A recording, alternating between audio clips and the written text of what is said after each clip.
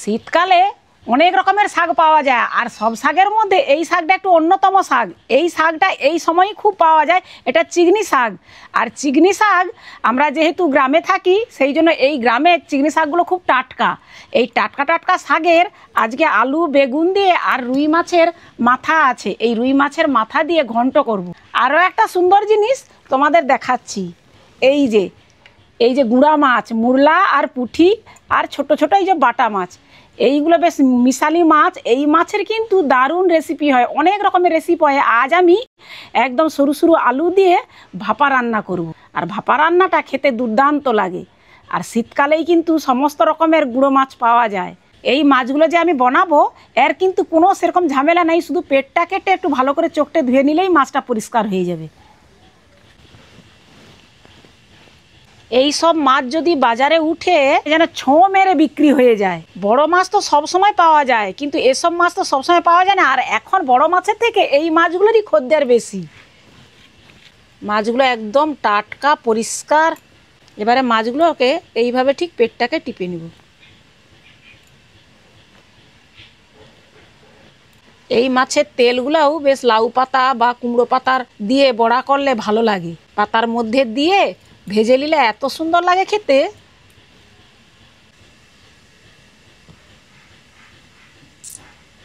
মাছের পেট পরিষ্কার করে ধুয়ে নিয়েছি। এবারে এই ঠাকার মধ্যেই মাছগুলোতে নুন মাখিয়ে দেব। হলুদটা পরে মাখাবো, যখন মাছটা রান্না করব তখন আমি হলুদটা মাখাবো।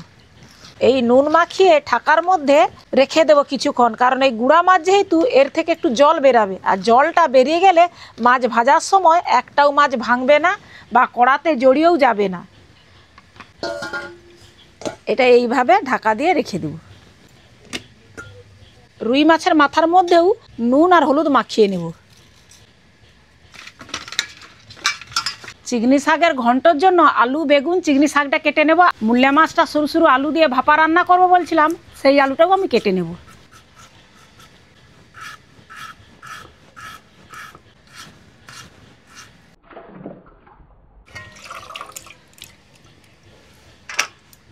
এই আলুটা চিংড়ি শাকের ঘন্টর জন্য কেটে নিয়েছি, এরকম চৌকা চৌকা করে কেটে নিয়েছি।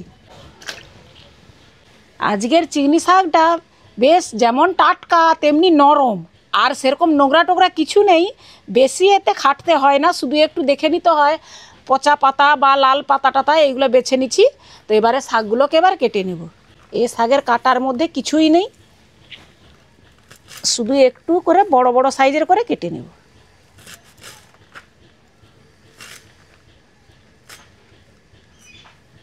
মুরলা মাছ রান্নার জন্য কিছুটা সরষে পোস্ত জিরা একসঙ্গে বেটে নেব।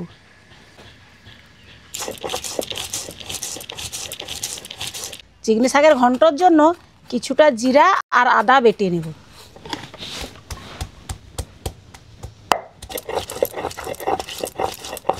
কড়ার মধ্যে কিছুটা সরষের তেল দিয়ে দিব। প্রথমে রুই মাছের মাথাটা ভেজে নেব।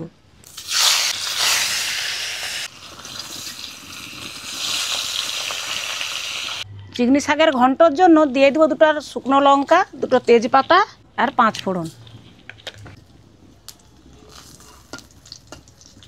দিয়ে দেবো পেঁয়াজ কুচি।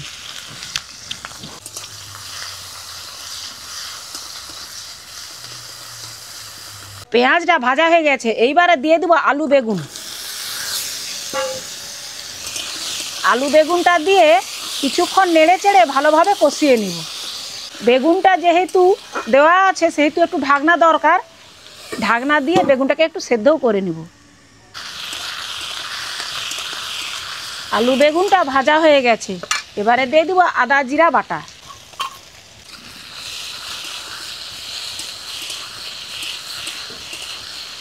আদা জিরাটা দিয়ে কিছুক্ষণ কষিয়ে নিতে হবে। দিয়ে দেবো পরিমাণ মতো হলুদ গুঁড়ো, লঙ্কার গুঁড়ো আর নুন।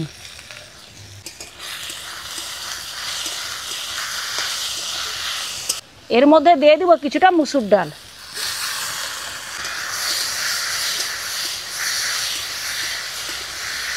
এবারে জল দিয়ে দিব।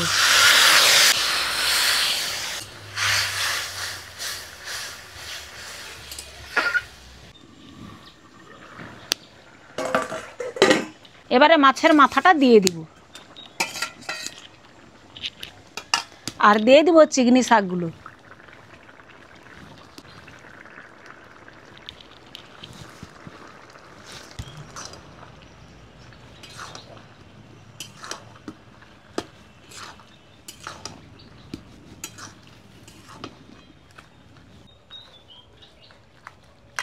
আবারও ঢাকনা দিয়ে বেশ কিছুক্ষণ সেদ্ধ করে নেব।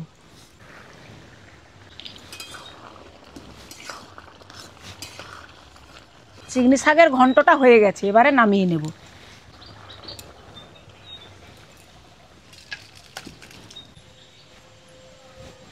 রুই মাছের মাথা দিয়ে চিংড়ি শাকের ঘন্ট হয়ে গেছে, এবারে মুরলা মাছের তরকারিটা বানাবো।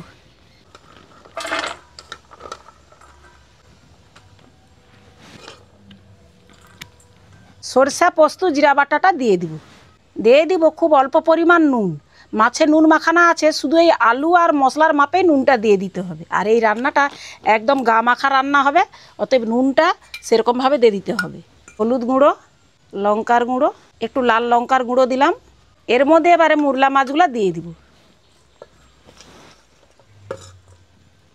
মুরলা মাছ তো সবসময় ভাজা করে রান্না করে খাওয়া হয়, এইভাবে রান্না করেও দারুণ লাগে। এবারে দিয়ে দিব বেশ কিছুটা সরষের তেল। সব কিছুকে ভালো করে মাখিয়ে নেব।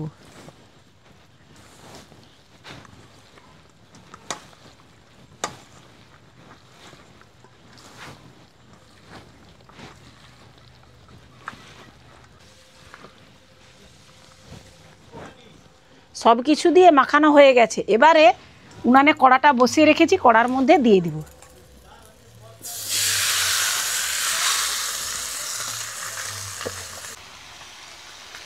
এই জামবাটির মধ্যে মশলাগুলো লেগেছিল, একটু ধুয়ে জল দিয়ে দিব।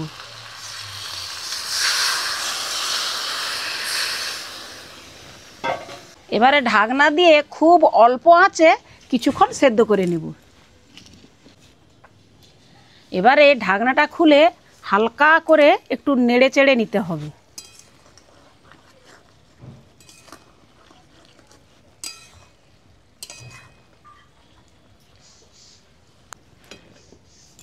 এবারে দিয়ে দিব কাঁচা লঙ্কা চেরা।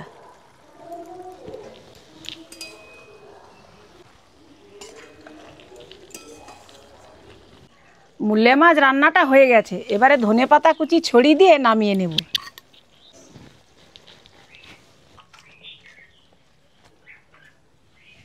তো দুটো রান্না হয়ে গেল। একটা হচ্ছে রুই মাছের মাথা দিয়ে চিংড়ি শাক দিয়ে ঘন্ট, আর একটা মুরলা মাছ দিয়ে আলু দিয়ে ভাপা ঝাল। তো আমার আজকের ছিল এই দুটো রেসিপি। এই দুটো রেসিপি একদম নতুন পদ্ধতি রান্না করলাম। চিংড়ি শাক আমি এর আগে রান্না করে দেখিয়েছি, এমনি প্লেন ঘন্ট, মাছের মাথা দিয়ে নয়। একবার মাছের মাথা দিয়ে এইভাবে ঘন্ট করলে দারুণ লাগে। মুরলা মাছটা সবসময় ভাজা করে আমরা রান্না করি, একবার যদি কাঁচা মাছকে আলু দিয়ে এরকম হাতে মেখে মশলা দিয়ে রান্না করা হয়, দারুণ স্বাদের লাগে কিন্তু। আর আমার এই দুটো রেসিপি তোমাদের কেমন লাগলো তোমরা অবশ্যই কমেন্ট করে জানাবে। ভালো লাগলে লাইক শেয়ার করে আমার পাশে থাকবে। তো তোমাদের সঙ্গে দেখা হচ্ছে আবারও একটা নতুন ভিডিওতে। ততক্ষণে ভালো থাকবে, সুস্থ থাকবে, আর এইভাবে রান্না করে তোমরাও খাবে।